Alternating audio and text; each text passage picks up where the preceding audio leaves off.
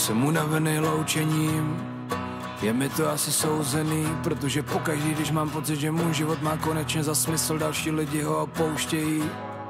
Asi nejsem jako ostatní, mohli mi ty karty rozdat líp, ale hraju s tím, co mám a prostě takovej jsem já, neumím sobě ty lidi jen tak nechat jít.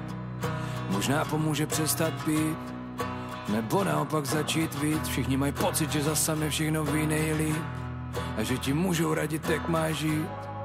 Možná pomůže přestat pít, nebo naopak začít víc. Všichni mají pocit, že za sami všechno ví nejlíp a že ti můžou radit, jak máš žít. Můžeš mi slíbit, až jednou všichni zapomenou.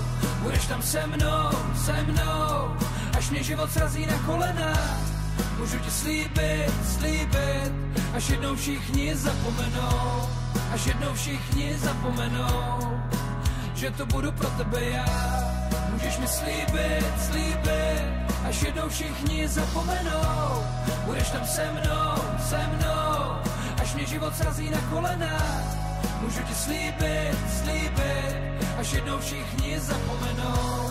Až jednou všichni zapomenou, že to budu pro tebe já. Právě přátelství znamená, že když někdo přijde k vašemu příteli a začne vás pomlouvat, tak ten přítel ty pomluvy vyvrací. Ten ví, že lžou, protože on vám věří. A to je podstata přátelství. Můžeš mi slíbit, až jednou všichni zapomenou. Budeš tam se mnou, až mě život srazí na kolena.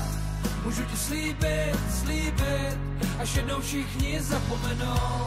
Až jednou všichni zapomenou, že tu budu pro tebe já. Můžeš mi slíbit, až jednou všichni zapomenou. Budeš tam se mnou, až mě život srazí na kolena. Můžu ti slíbit, až jednou všichni zapomenou. Až jednou všichni zapomenou, že tu budu pro tebe já.